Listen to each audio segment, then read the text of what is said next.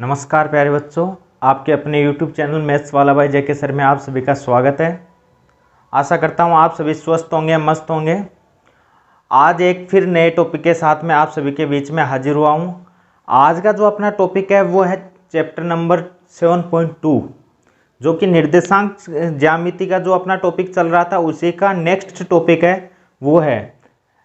इस टॉपिक में देखिए, जो 7.1 टॉपिक हम पढ़ रहे थे उसमें हमने दूरी सूत्र के बारे में पढ़ा था। उसी का नेक्स्ट लेवल हम इसमें पढ़ेंगे विभाजन सूत्र। विभाजन सूत्र में क्या होगा कि हम क्या करेंगे, जैसे उसमें हम दो बिंदुओं के बीच की दूरी के बारे में पढ़ रहे थे। दो बिंदुओं के बीच की दूरी हम ज्ञात करना सीख रहे थे। इसमें हम क्या करेंगे कि कोई दो बिंदु होंगे, उसके बीच में कोई तीसरा बिंदु होगा जो दूरी थी उन बिंदुओं के बीच की, उस दूरी को किस अनुपात में विभाजित कर रहा है, उस अनुपात को ज्ञात करना सीखेंगे। ठीक है, तो चलो स्टार्ट करते हैं और देखते हैं। यहाँ पे प्रश्न दे रखा है कि उस बिंदु के निर्देशांक ज्ञात कीजिए।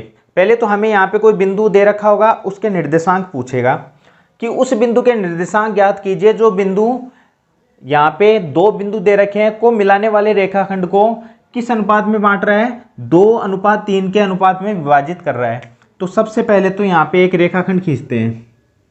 ये रेखाखंड खींचा, यहाँ पे इसको नाम दे देते हैं ए और इसको नाम दे देते हैं बी। और यहाँ पे इनके निर्देशांक कितने हैं, -a,7 और 4,-3।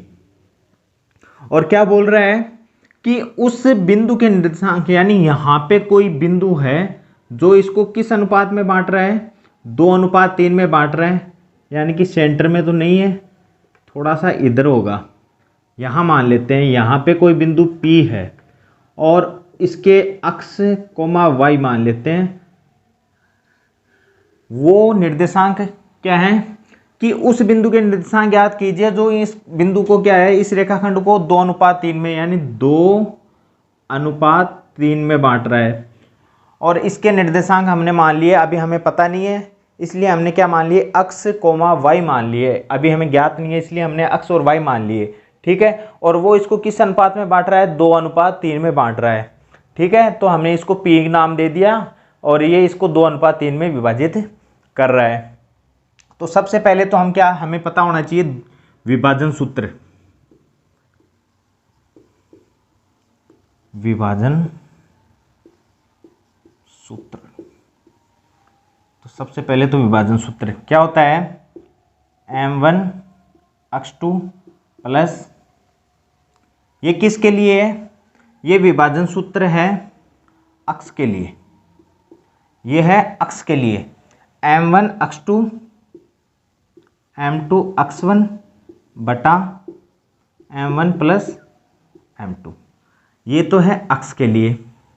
फिर दूसरा y के लिए क्या होगा, m1 y2 plus m2 y1 बटा m1 प्लस m2, ये दो हैं।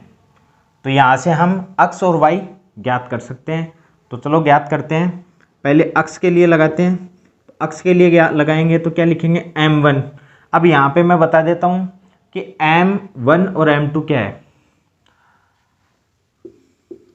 m1, m2 ये तो है अनुपात, 2:3 अनुपात है। उनको तो हम m और n बोलेंगे, m1 बोल दो, m1 m2 बोल दो, चाहे m या n बोल दो, या तो m1 m2 बोल दो या mn भी बोल सकते हो। कई जगह आपको mn भी मिल सकता है, या m1 m2 बोल दो।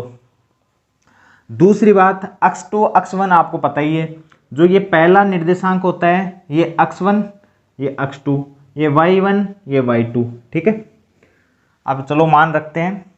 पहले अक्ष का मान निकालेंगे तो इस फॉर्मूले में रखेंगे, तो m1 की जगह रखेंगे 2। चलो लिख ही लेते हैं पहले, x1 y1 x2 y2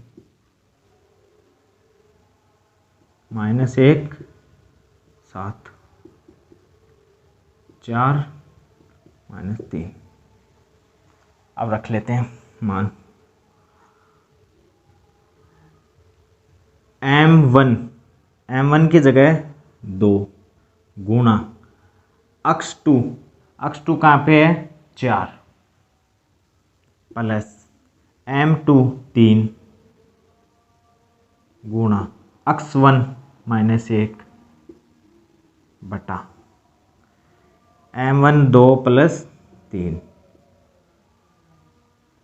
सरल करते हैं, 2 चौक 8, फिर 3 -1 से गुणा होगा 3 बटा 5, ऊपर आया 5 बटे 5, कितना आया 1। फिर y बराबर कितना हुआ, वही m1 2 गुणा y2 कितना है -3 प्लस m2 कितना है 3, फिर y1 7 बटा 2 प्लस 3। सरल करते हैं, 3 दूनी 6, 7 तियां 21 बटा 5, कितना आया, ये कितना हो जाएगा 15। देखिए 21 में से 6 गया 15 बटा 5, कितना आया 3।